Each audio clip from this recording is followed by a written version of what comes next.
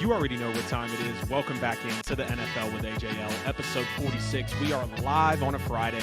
You could have been anywhere else in the world, but you're right here with me, tapped in on the show. Wherever you're watching the show live, please make sure to drop a like on the stream. Share the stream with someone that you know might enjoy the show tonight. Subscribe on YouTube, as you guys are fantastic at. Make sure we get the following on YouTube up as always. Get in the chat, get in the comments. Let me know what you guys are thinking about the show this evening. As always, please make sure to follow us on all social media platforms. The QR code on the corner of the screen will give you every bit of that at the NFL with AJL on all social media and podcast platforms. Hashtag the NFL with AJL if you want to catch every bit of content also everywhere. Hope everyone's had a blessed week. It is a freaky Friday the 13th, and it has definitely been a little bit of an off day for me, but we're still here with the show tonight. Hope you guys have stayed free of those Friday the 13th shenanigans, as we like to call them. But packed show. Could the Falcons possibly trade Kyle Pitts? Respecting Brock Purdy and giving him his flowers. The Broncos-Chiefs recap from last night's Thursday night football game.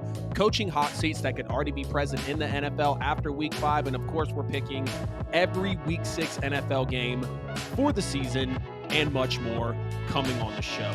Again, y'all get in the chat, get in the comments, like the stream, share the stream, get at us on social media, all the things we do here to support the show. I love and appreciate y'all from the bottom of my heart. I want to show a little bit of gratitude here for a second. Officially got the email from YouTube to apply for the first level of the membership program so I can start making money from this. I've been doing this for 4 years. I'm on my third show, knowing that I've had the grit to go on, but knowing that I've had the audience, you guys behind me to help me get here. Again, it's the first level of YouTube monetization. We'll now be able to have channel memberships, so you can be one-on-one with me. You can also drop special chats, special emojis into the chat. We can do super chats where you can donate directly to the chat, which will, of course, help me support the channel. You can support the channel through the membership and also bringing you the NFL with AJL merch from my specific YouTube shop and multiple other places as well. Just wanted to say thank y'all very much for everything you've done for me. Over 200,000 plays on one of our most recent TikToks. Over 200 followers from that. Over 650 of y'all of YouTube. 1,400 plus of you on Instagram. I could not be more grateful. This is my passion, my blood, my sweat, my tears. I want to do this multiple times a week for the rest of my life, and I could not do it without you guys. So I wanted to show a little bit of gratitude before we get into the packed episode 46 tonight. And let's jump right into it. As the Chiefs escape the Broncos for their third straight narrow win. Now, I understand it was on a short week. They win 18-9, and this game was realistically a snooze fest kind of from both parts here. But let's start off with some key plays from the teams and then get to our takeaways from this game as well. So, I thought some of the play calling for Denver in this game was kind of odd. I'm looking at Sean Payton wondering what the hell he's doing on the sideline. You got a 4th and 3 scramble from Russell Wilson to be a turnover on downs. I thought that was horrible in the first quarter. The bad first interception from Russell Wilson as well. Clearly just a misread on what was happening with the offense. But overall for Denver, you got to feel good about holding Kansas City to 3 points until 3 minutes to go in the second quarter before this football game did unfold and end with the score of 18-9.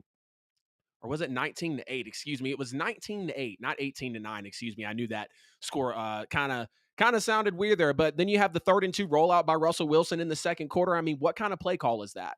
Realistically, what are we doing here?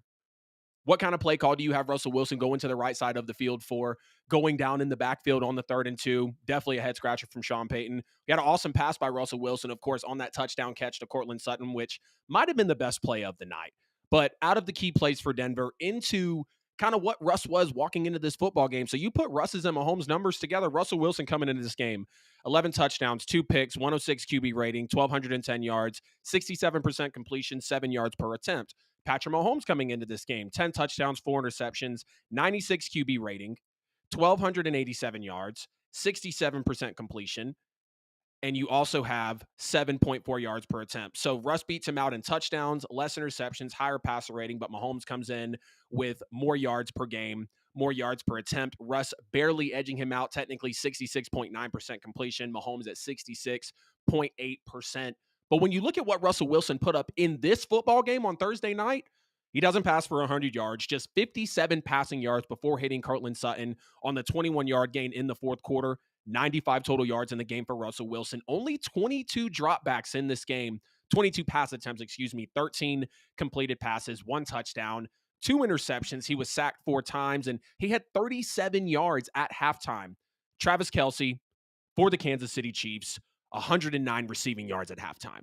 Kelsey had more receiving yards at halftime than Russell Wilson did have passing yards going into halftime. And the offensive line did not help Denver in this game whatsoever. They rarely helped them. The receiver core, very underwhelming. Not a lot of separation for these guys. You got Jerry Jeudy and Steve Smith Sr. kind of getting into it before the game, or Steve Smith wanting to approach him like a man. Jerry Jeudy not necessarily having it. And unfortunately, I think that kind of reflected on the field here for Denver. 3 catches, 14 yards. Now, Cortland Sutton does come in, 4 catches, 46 yards, a really nice touchdown grab, the only touchdown grab of the night for the Broncos. Very difficult one as well. But the Broncos only had 197 total yards of offense in this game. There was no creativity. The offense looked very stale. And the biggest drive in the first half was 34 yards. It started rough in this game, really. You got a turnover on downs on the first drive, an interception on the second drive with Russell Wilson. And then a few drives later, you got a bad play call with 2 minutes to go on the 3rd and 2. That was the rollout that I was talking about earlier. But the defense here wasn't the issue for Denver. The Broncos defense entered this matchup coming in, it was an issue, but in this game, Denver's defense was not an issue. Denver coming into this game, they were the worst unit in the league through 5 weeks. They were last in points per allowed per game, yards allowed per game, yards per play, yards per rush, rushing yards allowed, points per drive, passing touchdowns, and 3-and-out percentage. The defense can't get much worse than that. The Broncos also allowed a 77.3% completion percentage to opposing quarterbacks, which is the highest by a team, any team in the first 5 games of a season since at least 1940. So the Broncos were out here playing historically horrible defense walking into this football game. But you look at what they did defensively in this game against the Chiefs. They hold them to a field goal on the first possession. They intercept Mahomes on the second possession, and then they stuff the tush push fake field goal that I thought was pretty interesting from Kansas City in this game on the 3rd possession. The 19 points that Kansas City scored in this game was the lowest they have scored all year. So you have to give credit to Denver's defense. But we have to ask the question now of, is Sean Payton kind of already not trusting Russell Wilson? Only 22 pass attempts in this football game for under 100 yards, 115 rushing yards in this game on only 23 carries. I'm just kind of wondering, what kind of game plan is this for a Kansas City team that is in the tops of the league in yards per game defensively? They're second in the league defensively behind the Niners, the best team in football. The Kansas City Chiefs are second defensively in points per game behind them. So knowing you're going up against this Spags defense, this Steve Spagnuolo run defense with the Chiefs, why was this the type of game plan coming in? I mean, Russell Wilson just looked flat. The offense looked flat. They did not look very good.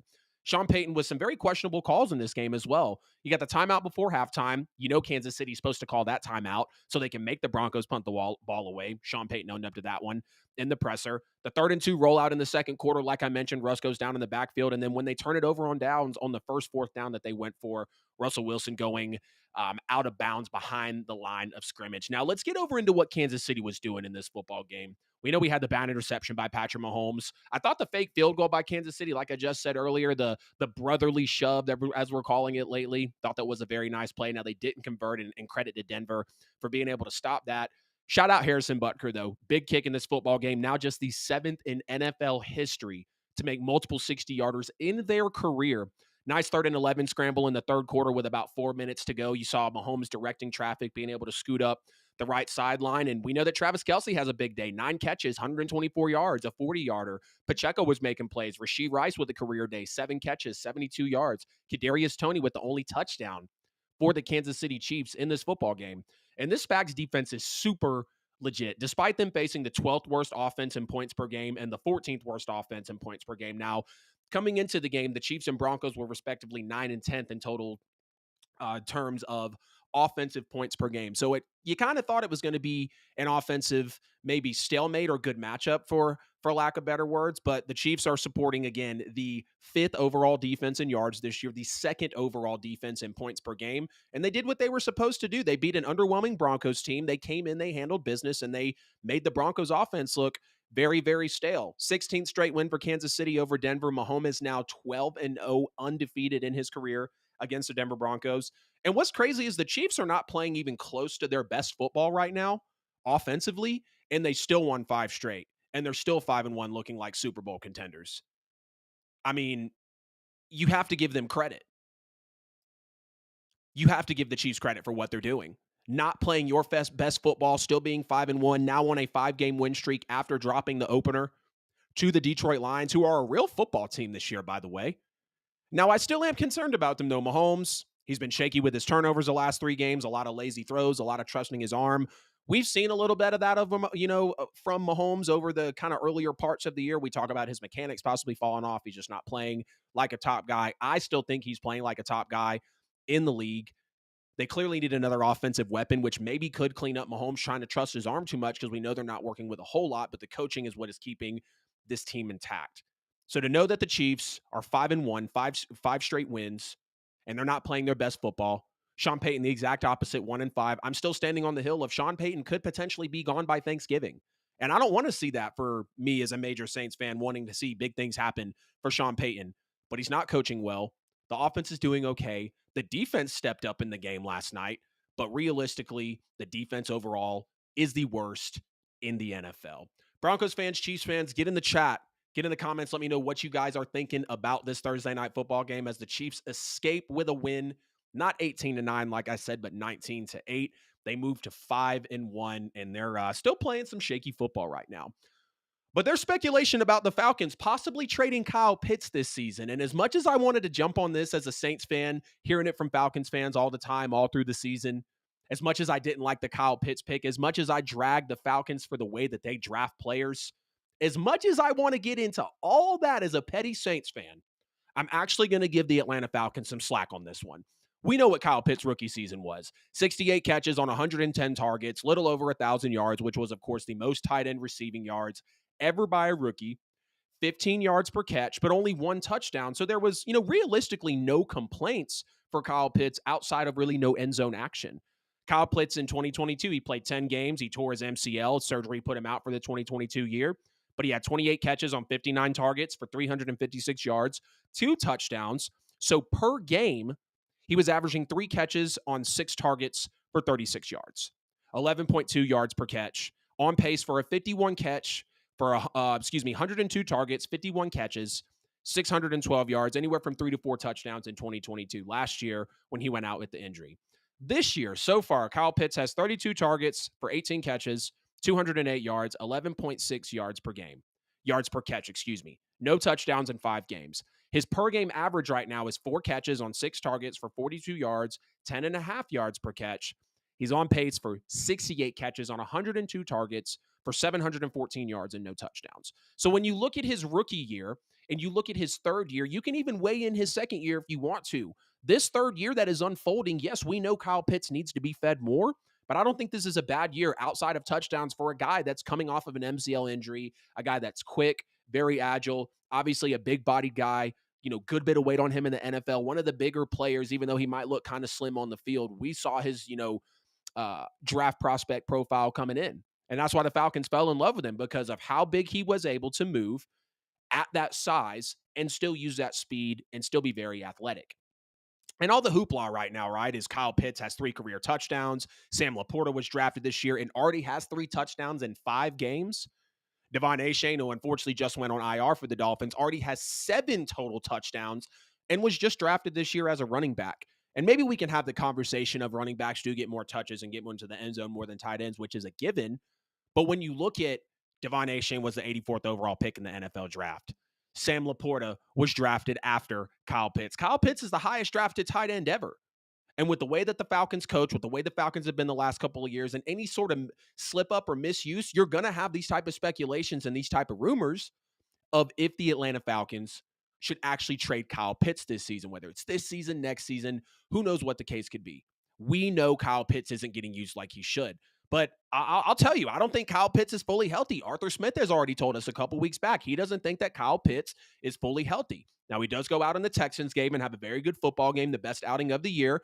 But we know that the coaching is also an issue with this team, with the usage of this team. The Falcons are a run-first and a run-second football team. That's exactly why they drafted Bijan Robinson, which was another pick I did not really care for. But we know if we're talking about where could the Falcons trade Kyle Pitts, they could trade Kyle Pitts anywhere. I mean, what team in the NFL, in the league, would not like a guy like Kyle Pitts? I mean, anybody would take him. Name a team. They'll take him. The Chiefs would take him. The Bills might even take him and make him a wide receiver with Dalton Kincaid being at the tight end position. I believe Kyle Pitts should be moved to a wide receiver position. He runs like it, he's built like it, and he can play like it. He lined up a lot in the slot at his Florida days. So I would love to see Kyle Pitts be a slot guy a lot more times than not, and maybe even permanently move to that wide receiver role. I know that might not be in the cards for him for what other teams are seeing possibly in his skill set, but just from the eye test, I think Kyle Pitts could be a very good wide receiver one, or if not, wide receiver two in this NFL. We know what Kyle Pitts was coming out of college. He was arguably the best player and the best receiver in the draft behind Trevor Lawrence and possibly Justin Fields, depending on how you feel about him. But we know the fifth-year option is also coming up for Kyle Pitts to be decided on after this year, and this applies more pressure to the Falcons. I do think the Falcons, will pick up his fifth-year option because overall he has played solid through the first 3 seasons. We know he went out with an injury in the second one, but he had a historic rookie season, so we have to give him that credit. I do think Atlanta will pick it up, but we could see him get moved for the right price at the right time, depending on what his usage is over the next, 20 games or so. I still think Kyle Pitts should get the rest of this season and at least half of next season in order to prove himself, or at least for Atlanta to prove that they can use him right before people actually start making legit calls on Kyle Pitts. Because with him being a 4th overall pick, Atlanta's going to want at least a first rounder for him, maybe 2. I believe Pitts is worth that, but some teams could speculate that he's not, depending on how he's played so far in his NFL career. But I am going to give the Falcons some slack on Kyle Pitts' career so far. Some people say he's wasting away, he's rotting away. I don't believe that's the case. And again, y'all, I'm a petty Saints fan who hears it from Falcons fans all the time from everywhere. I hated the Kyle Pitts pick. I think they needed O-line much more in that season. I hated the Bijan Robinson pick. Go get a defensive lineman. I understand that they addressed it in free agency in the offseason, just like they addressed the offensive line the year that they picked Kyle Pitts. Later in the draft, in free agency, in the offseason as well. But seeing what the Falcons have done so far for Kyle Pitts, it's going to make people question it. I mean, when you take him that high in the draft, people are going to wonder, where is the usage? Why is he not getting implemented correctly? We know Kyle Pitts can be used a lot better. There is no question about that. I think the Falcons should give him at least the rest of this year and at least half, if not all of next year. I think they're going to pick up the 5th-year option, but before they realistically start fielding these calls, I think the Falcons deserve some slack for right now. And I know it's easy to want to dig into them because of the way players have been used in the past and the way that they've been drafted in the past and overall how they've played in the past with their coaching ever since the Super Bowl year. They just now this season got above 500 for the first time in years. Falcons fans, I want to hear from you in the chat and in the comments. Should Kyle Pitts get traded this year? Should the Falcons consider trading Kyle Pitts at all? How much more time do you think he needs? I thought this topic was interesting as we ended up getting into it as the NFL season rolled along. I want to read some of y'all's comments here. 653. I didn't even realize that, baby. Thank you so much for commenting and letting me know. Y'all are crushing it for me on YouTube. And again, like from the bottom of my heart, guys, I cannot appreciate the support enough for what you guys are doing for me on the podcast. Only being back for a little over 8 months and the outpour and support is absolutely amazing. I think there's 4 NFL coaching seats that are already getting hot, maybe technically 5, that are already getting hot as we're getting into week 6 of the NFL season. Off the top, Dennis Allen and Pete Carmichael. I've made multiple videos about it. We know how Dennis Allen is not a good coach, and we know that Pete Carmichael does not call an effective offense up until this point for the New Orleans Saints. I get it, they have a 3-2 record, but after you drop 2 straight against the Packers and against the Bucs with that type of defensive and offensive performance, him and Pete's seat was getting very hot. I said it as a fan. Other people watching the sport were saying it. Conservative, defensive-minded head coaches in the NFL do not win, and that's what Dennis Allen is. Pete Carmichael is conservative. We see how the offense is faring for the New Orleans Saints. Points per game, yards per game are in the bottom third of the league. When did we ever think we'd possibly say that with the talent that the Saints have? Of course, after Breeze and Peyton, people were expecting the downfall. I knew it was coming as well, but damn, did I really think that it would get like this? No, I absolutely did not. We're elite defensively. Great play calling from Dennis Allen. And is it Joe Woods, I think, defensive coordinator? If I'm not mistaken. I want to say Joe Thomas, but I know that's not right. So I'm going to stick with Joe Woods. We're elite defensively, but we are not elite offensively at all. This is the best defense the Saints have had in a decade. Plenty of offensive talent, but really minimal results up until the Pats game, and the Saints did what they were supposed to do. It was a 34-0 win over the worst roster in the NFL. Dennis Allen and Pete Carmichael are still on the hot seat despite that 34-0 win, coming from a diehard Saints fan. sub 500 career for Dennis Allen. The sample size of him continues to grow as a head coach. And I think after this year, he has to be out and we have to start pursuing others. Speaking of the former New Orleans Saints head coach and Sean Payton, we've talked about him quite a bit on the show this year as well, sporting the 1-5 record, sporting a bottom 3 defense, if not the worst defense in the NFL walking into last night's game. And the horrible outing from Russell Wilson against the Chiefs is unfortunately just going to make Sean's seat even hotter. We know that the Broncos are stuck with Russ. The contract, when it plays out till, the dead cap, the money, every bit of it is ugly and unfortunately kind of disgusting for the Broncos and what the contract that they signed for Russell Wilson. And you hate to see it happen with Russell Wilson as well. Again, his numbers were comparable to Mahomes until he came in and stunk it up on a Thursday night football game. We see Sean Payton call out Nate Hackett earlier in the year, and his karma is all over him now. You're losing to your former head coach, your former defensive coordinator, your former ball boy, your former special teams coordinator, your former everybody. The Broncos, sitting at 1-5, hold the second pick in the NFL draft. And I still believe that Sean Payton could, because this is much more of a haul and a rebuild than Sean Payton realistically thought. Bill Belichick is also an NFL coach that can already be on the hot seat this year. We've talked about it on the show also. Just made an Instagram reel about it. The league has moved past from Bill Belichick in recent years, and I think we've started to see that season over season, time and time again. Another defensive-minded head coach. Those guys do not fare well in the NFL. They do not last long, it feels like. If you're at the head coach position and you are defensive-minded, you're probably not going to score a lot of points in this league. You're probably not going to be super competing later in the postseason, actually being in the Super Bowl. And I've got all the respect for Bill Belichick. He's arguably the greatest coach of all time. Coming into the year, he was 18 wins shy of Don Shula for being the winningest head coach of all time. So Bill knows that his legacy rides on this. Bill knows that maybe in just a couple more years, he can be the winningest coach ever and step away from the game. But they can't draft talent offensively or even keep talent offensively. They're running the worst offense in the NFL right now. And you get into the advanced stats, it's even worse there. It'll probably take a while for Bill to go, though, because we know he drafted Tom Brady. We know what Brady is. Took them to 9 Super Bowls, won 6 of them. So Bill Belichick's resume is very hefty. No question about that. But the league is passing Bill Belichick by, and I think the Patriots can only sit here and reminisce on the past for so long before they realize they have to blow it up and tear it down to the studs. And the last NFL coach that is going to be on my hot seat walking into week 6 of the NFL season is Matt Eberflus. He's on pace for a bottom 3 defense, the worst O-line, the worst record. And by the numbers, surprisingly, the offense is 14th in yards per game and 11th in points per game. I mean, wow. I did not expect that from the Bears after the way they've been playing over these last few weeks to have an offense like that. But again, when you're on pace for a bottom 3 defense, bottom 3 O-line, bottom 3 record, and you're playing football the way that you are, blowing leads the way that you are, it's not pretty for you as a head coach. Another defensive-minded head coach. Clearly not cut out to be a head coach in this league. And Justin Fields is suffering from it. The Chicago Bears are suffering from it. So I've got Matt Eberflus, Bill Belichick, Sean Payton, and then Dennis Allen and Pete Carmichael all on the hot seat as we exit week 5 of the NFL, slide into week 6 of the NFL season. I want to hear from y'all in the chat and in the comments. Let me know how you're feeling about the NFL head coaching hot seat so far. The Falcons trading Kyle Pitts, like I just mentioned as well. And the Thursday night football game from Broncos and Chiefs. Yeah. Got to get the water on the show. I want to talk about this because I saw the news break on X, formerly known as Twitter, middle to late last week.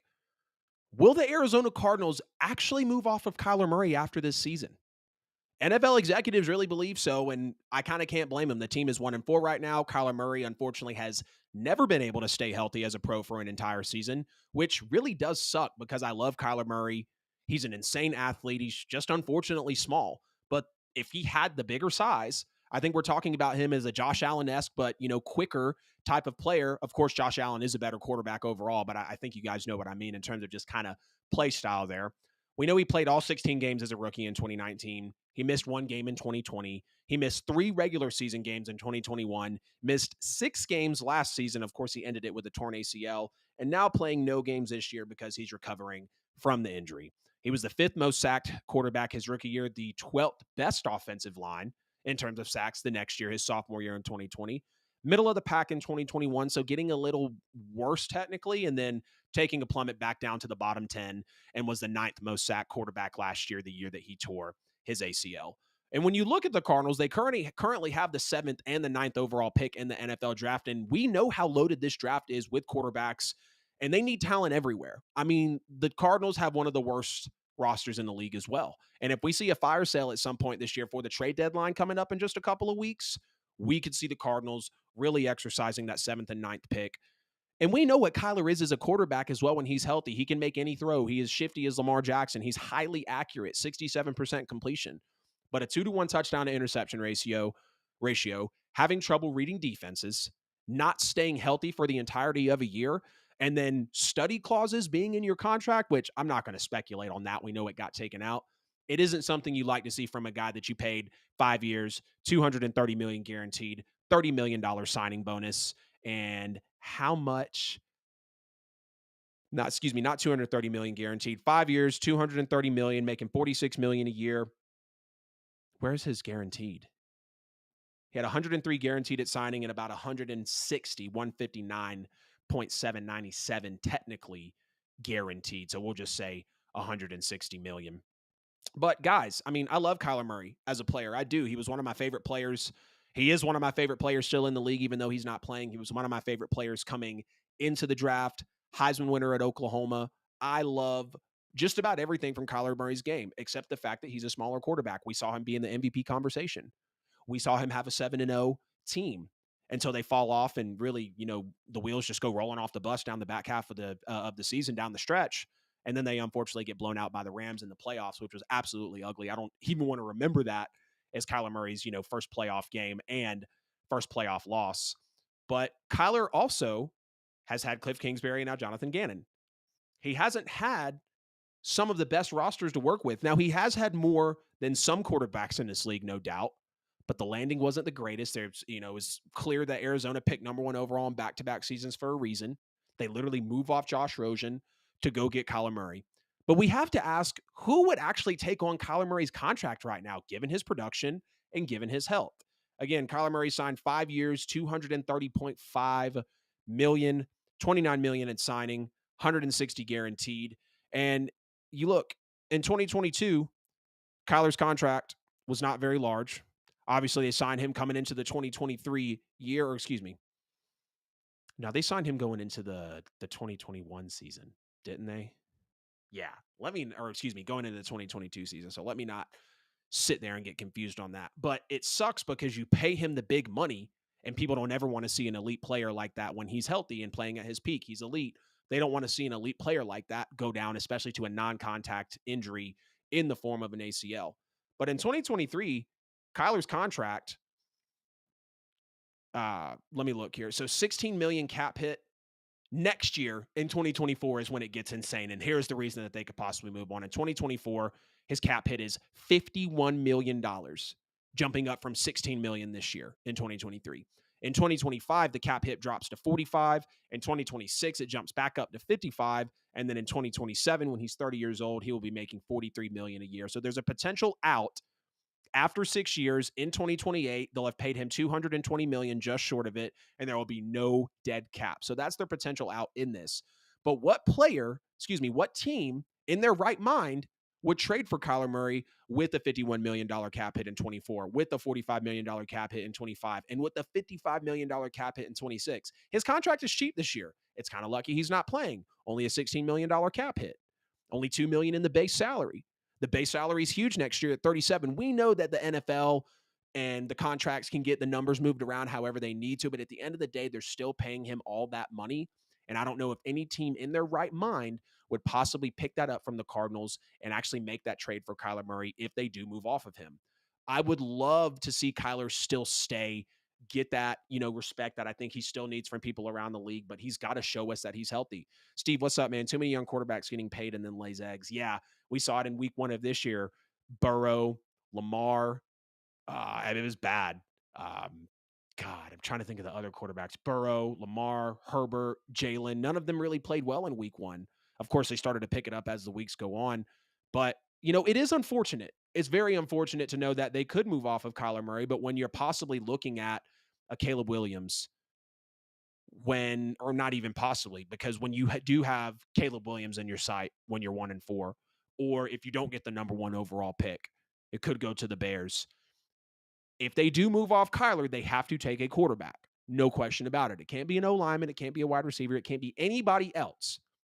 I don't want the Cardinals to move off of Kyler Murray, but if they did, I would understand why, because he does not stay healthy later on in the season. And that's something that Kyler has to get better at. And we knew coming out of college, smaller size, might not be the best for durability. And that is unfortunately rearing its ugly head already in the NFL. So will the Cardinals move off of Kyler Murray after this season? And realistically, if they did, given Kyler's production and health, who would actually take on Kyler Murray's contract? I want y'all to get in the chat, get in the comments, let me know what you're feeling about this potential move from the Arizona Cardinals moving off of Kyler Murray. This has been episode 46 of the NFL with AJL. I appreciate everybody tuning in on a Friday night. You could have been anywhere else in the world, but you're right here with me, tapped in on the show. Y'all, please make sure to like the stream, share the stream wherever you may be watching. Subscribe on YouTube, please, and thank you. At the NFL with AJL on all social media and podcast platforms. Hashtag the NFL with AJL on all social platforms to see every post from the account. Of course, as always, the QR code in the corner of the screen will give you the one-stop shop for everything that the show produces and puts out for you guys on social media. And as always, we're sponsored by Buy and Sell with AJL for all your worldwide professional real estate needs, whether you're looking to buy a home, sell a home, or invest in real estate. Make sure to get at them on social media at Buy and Sell with AJL. DM them, drop your name in the comments and your email if you want to get on their exclusive real estate newsletter to stay ahead of the daunting media headlines about real estate in 2023 and for the years to come. And if you want to take advantage of their AI that they just implemented into the business not long ago, it'll give buyers and sellers true hyper-local information on a specific property and a lot of things you would need to know in order to make your calculated real estate move. Buy and Sell with AJL for all your worldwide professional real estate needs, turning clients into family by prioritizing people over transactions. We're going to take a short break here on episode 46, and we'll be right back in here soon.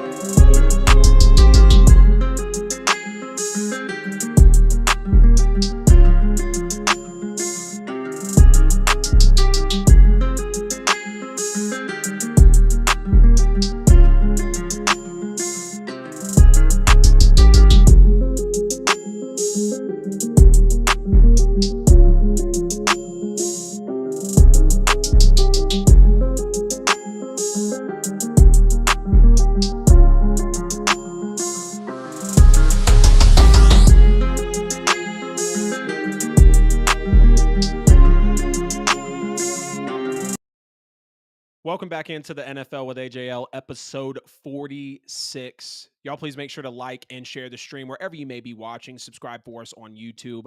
Get at us on all social media and podcast platforms. Could the New Orleans Saints have possibly made a franchise-altering move? As much as I hate to say that. Could the New Orleans Saints have potentially missed out on Caleb Williams or a top 10 pick? Let me explain this highly speculated news that is now starting to come back around as Denver does horrible and as the Saints could have possibly gotten in on another trade package for Sean Payton.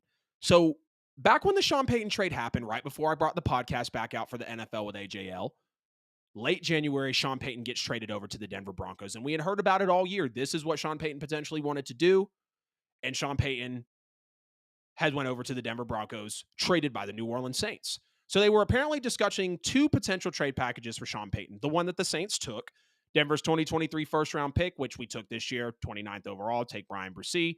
And next year's second-round pick in 2024.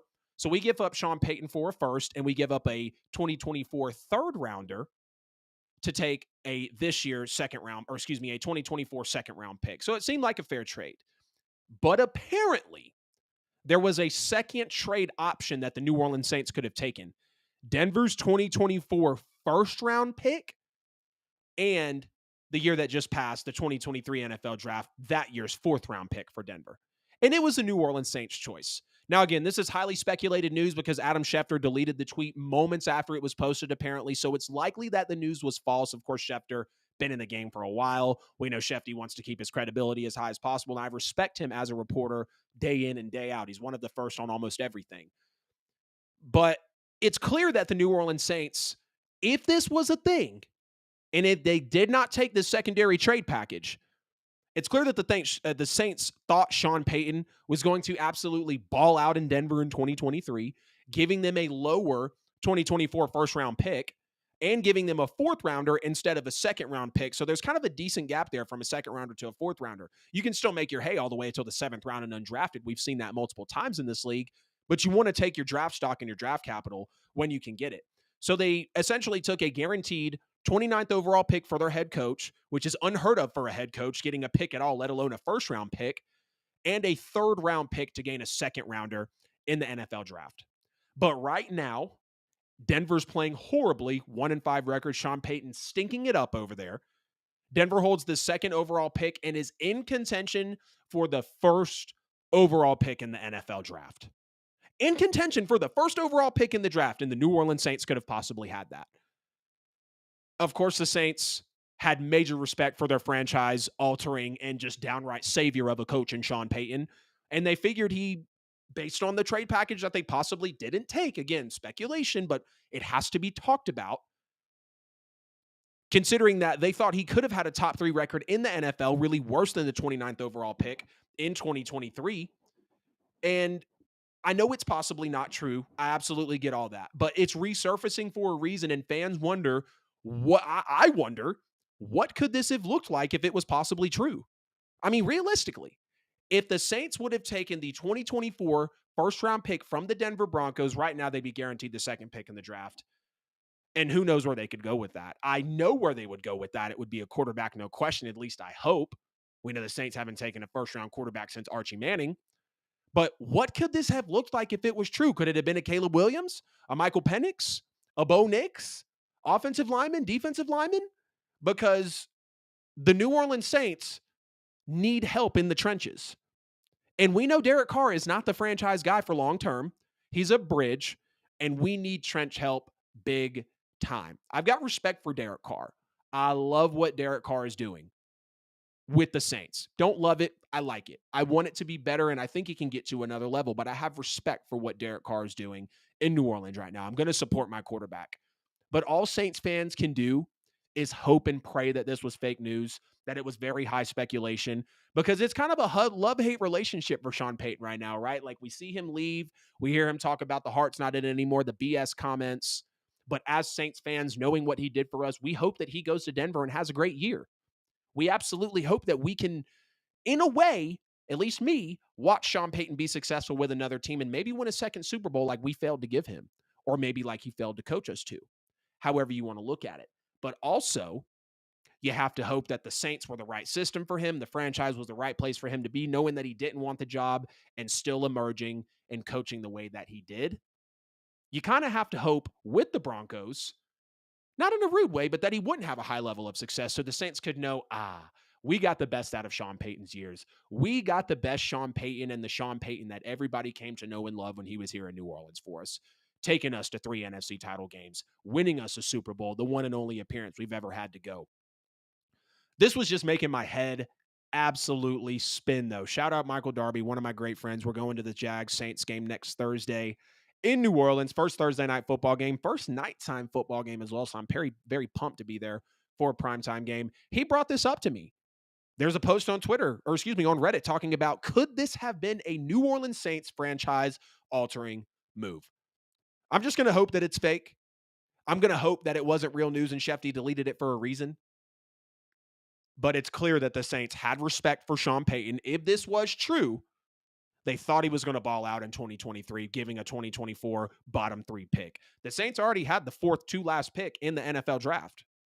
I think the 32nd pick was forfeited, so we just had 31 picks in there. So the 3rd to worst pick, or 3rd to last pick, in the first round of the NFL draft. I stand corrected.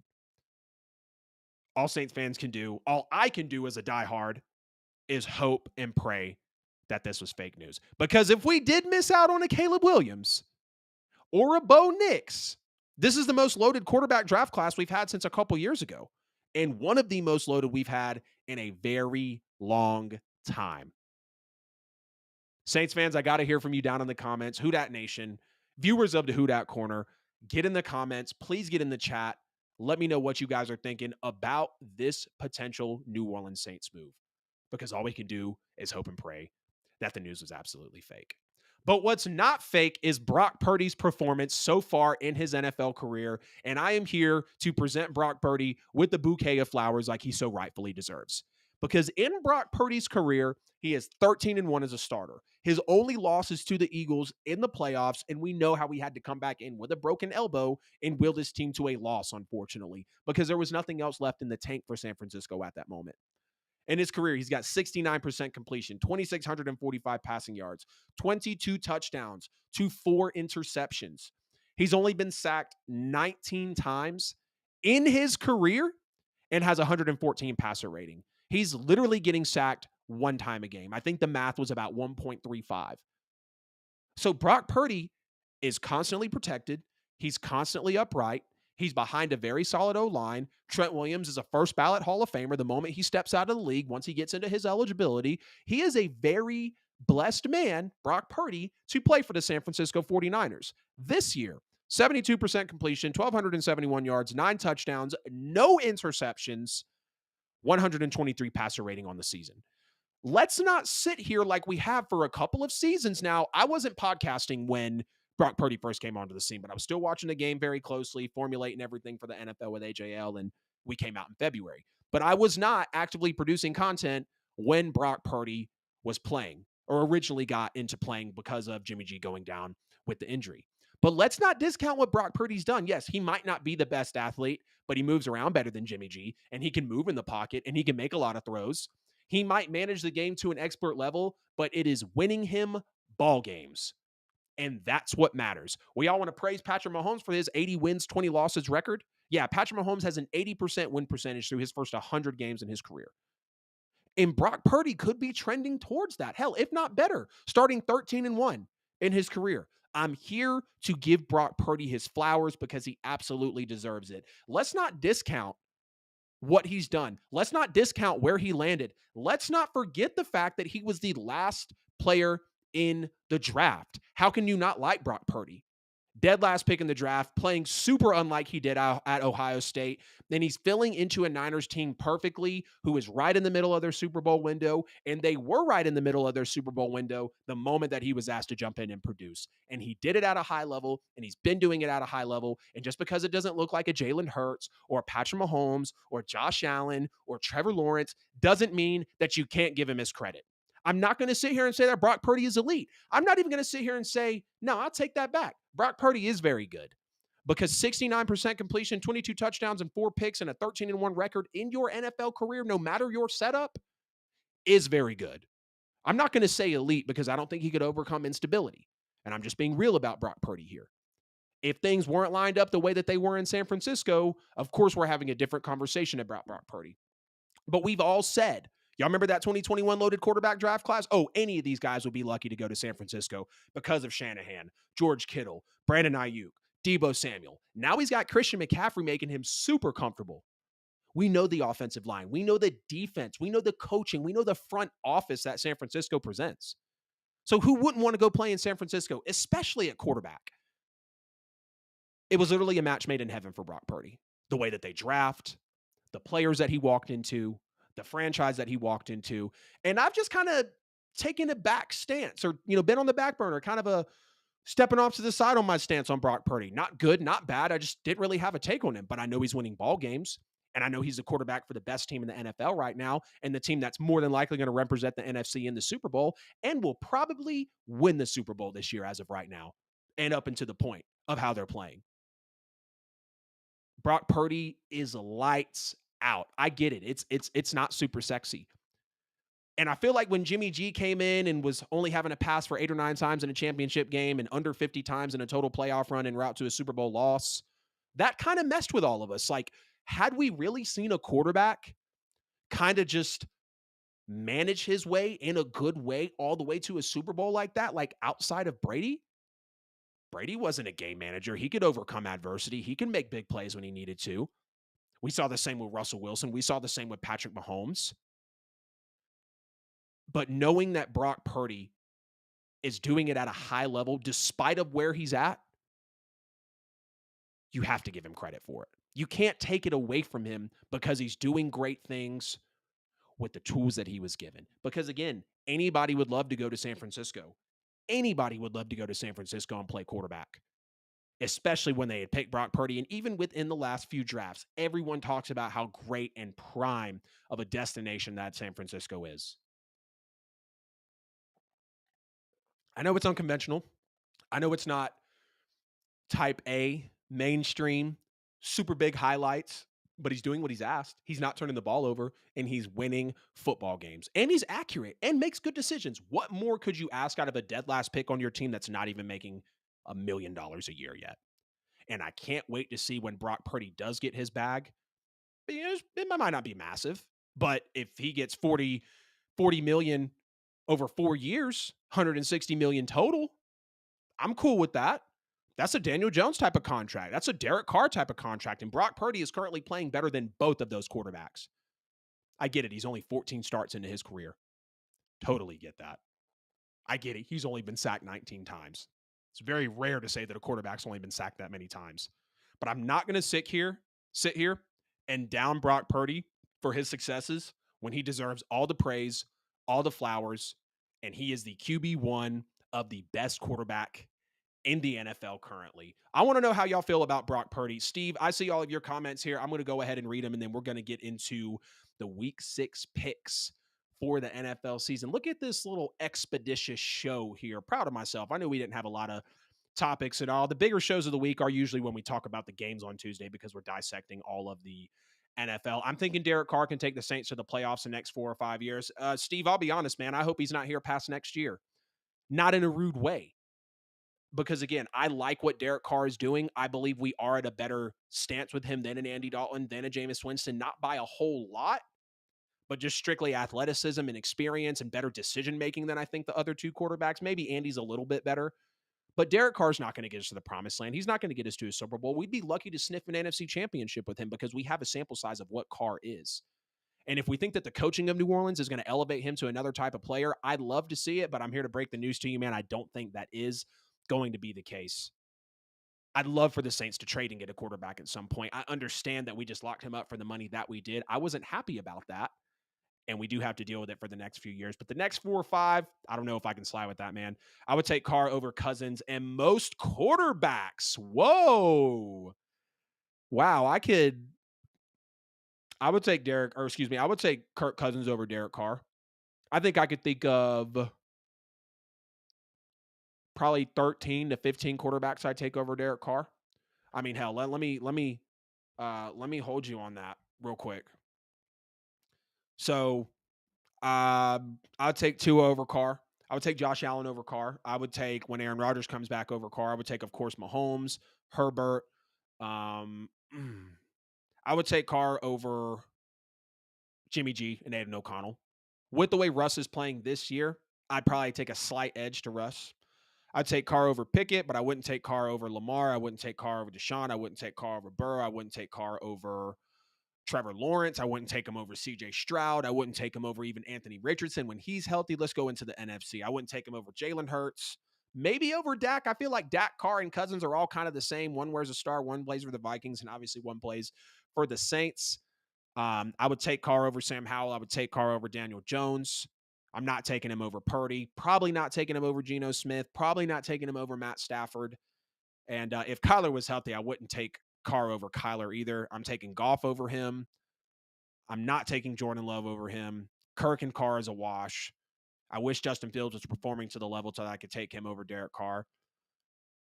Damn, as of this season, I might take Baker over Carr, but I'm not taking Carr, but I'll take Carr over Bryce Young, and I'll also take Carr probably over Desmond Ridder. So as you can see right there, man, there's quite a bit of quarterbacks in the NFL that I'm going to take Derek Carr over, and I mean, he's just a above average, but most of all lackluster quarterback over the span of his career. And I'm not here to talk bad about any player. That's just the facts and what he's showing me with the New Orleans Saints right now.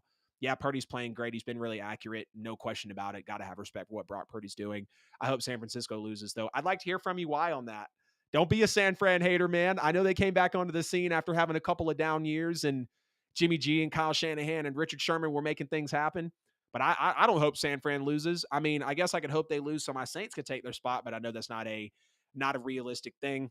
Ladies and gentlemen, let's go ahead and get into week 6 of the NFL picks here on the NFL with AJL. I know I missed the last few weeks, but weeks 3, 4, and 5, I went and combined 20 and 10 in total. So I am 51 and 27 on the season with a 65% pick completion percentage. Denver and Kansas City. I would have taken Kansas City in this game.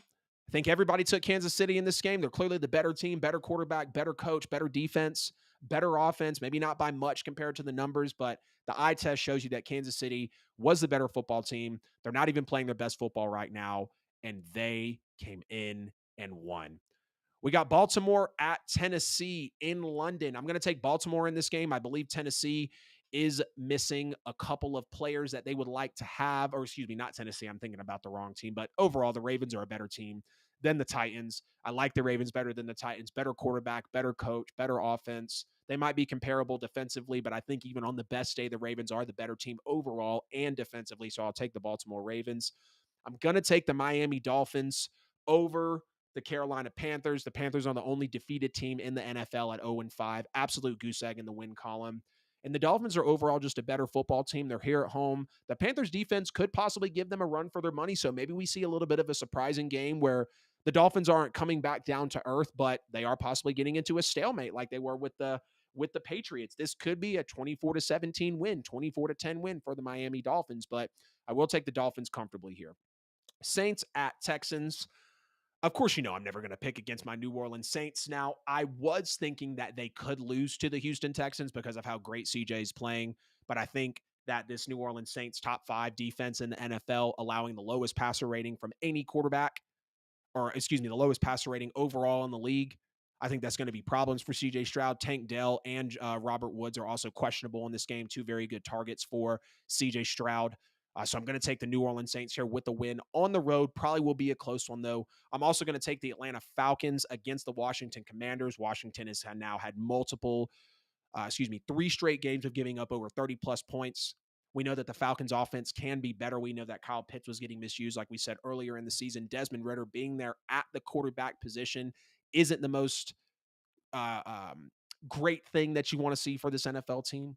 We know that the Falcons aren't necessarily all in on Desmond Ridder, and he's going to be going up against Sam Howell, who has an Eric Bieniemy at his disposal, who has a Logan Thomas, who has a Terry McLaurin, who has a Brian Robinson. So the Commanders could come in and have an upset, but I trust the Atlanta Falcons at home, potentially a shootout, but also with the way the Commanders give up points, it could be a one where the Commanders get blown out. But if that Commanders defense, which we know is there, it hasn't played up to their level, does come around, this could be a Commanders upset. I will take the Falcons, though.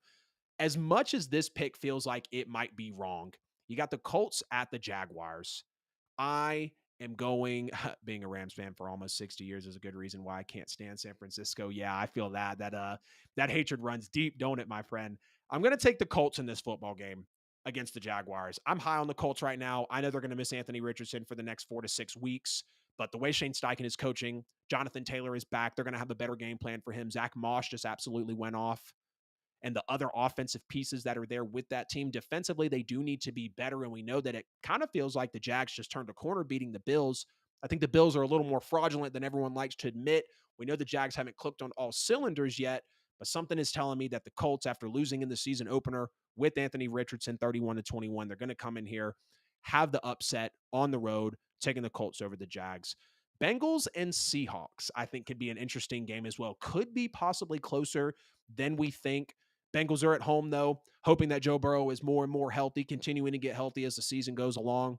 The Cincinnati Bengals being at home in this game feels like it does give them the advantage. We see Jamar Chase just have the record day. And I just think the Bengals are overall the better football team here. Now, the Seahawks can come in this game. They can be scrappy. They can fight. They can take it down to the wire. If the Bengals lose this game, in a way, I'm not shocked because of how the NFL season is playing out so far. But I will take the Bengals in this one. Vikings at Bears, the battle of one-win teams, the battle of 1-4 NFL teams. Bears are at home. I think the Vikings overall are the better football team here, no doubt. They have the better quarterback, as much as that pains me to say because I love Justin Fields. They have the better coach, no doubt. The Bears sporting one of the worst defenses in the NFL. I think it's an easy pick here to take the Vikings in this one. The San Francisco 49ers could potentially roll the Browns, as the Browns did get rolled by the Ravens without Deshaun Watson. Deshaun Watson also ruled out in this game against the best team in the NFL and the Niners. I think it'll be a comfortable victory here. I'm going to take the Raiders against the Patriots as well. The Patriots are a very banged up football team. Super unfortunate for them. Might not be a battle of much to see here, but I do think overall, which is crazy to say at this point in the year, that the Raiders are a better football team than the New England Patriots. The Patriots have no offense. They have a coach that the game has moved past. They have Mac Jones, who's been benched in back-to-back weeks, and they're losing 72-3 in their last two football games. And I think it's not going to be another blowout here, but the Raiders will win this football game, no question. Bucks and Lions. I think this is going to be a sneaky good football game as well. As much as I want to take the Lions because they are for real, Jared Goff is playing well. The offense is great. The Lions are going to be missing Brian Branch. The Lions are going to be missing Jahmyr Gibbs, which might not seem like much of a loss for them because we know that the Lions have not used Jahmyr Gibbs as much as they should. And a lot of people want to see Jahmyr Gibbs, especially the fantasy owners, be used a lot better. But with the Lions missing a good bit of players and more players being questionable, the Bucks are almost completely that defense, still with some of that offensive talent. Baker Mayfield playing well at the helm. I'm taking the Bucks in this football game. The Rams and the Cardinals.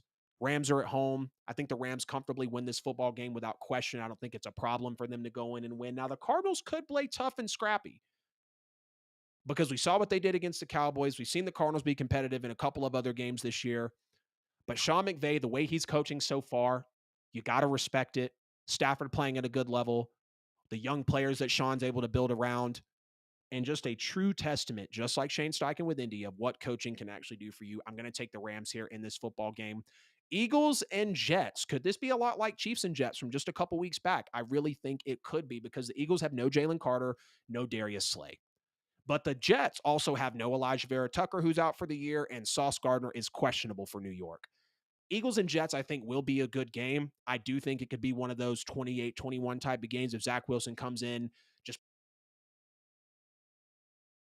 playing decent.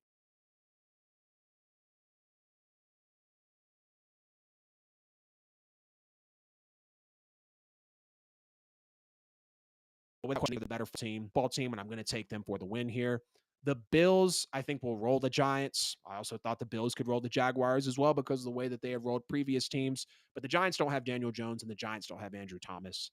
If the Bills find a way to lose this football game without those two players being active for the New York Giants, I think we can officially call the Buffalo Bills frauds. Bills should win this one easily. And the last game of NFL Week 6, we've got Monday Night Football, the Kellen Moore revenge game. Cowboys at Chargers. I think the Chargers are going to win this football game without question. Now, we know if the Cowboys defense doesn't click on all cylinders and it's not able to force turnovers, it could be a very poor offense. We've seen that time and time again in the season. But I think with the Chargers being at home, I like Herbert over Dak. I like this Chargers team. Not over the Cowboys because the Cowboys have an insane roster, but we're starting to see cracks in the armor if there really was any armor. We're starting to see some faults in their game. And with it being a Kellen Moore revenge game, I'm going to 100% take the Chargers in this football game. So picks on the week, I've got Kansas City, Baltimore, Atlanta, Minnesota, Cincinnati. Steve, by the way, I'm glad that you're in on this. I know you love seeing the picks and you've commented on a couple of the pick videos. Cincinnati, San Francisco, Miami, Tampa Bay, Indianapolis, New Orleans, Las Vegas, the Rams, the Eagles, the Bills, and the Los Angeles Chargers. That was episode 46 of the NFL with AJL. Ladies and gentlemen, let's go ahead and get out of here.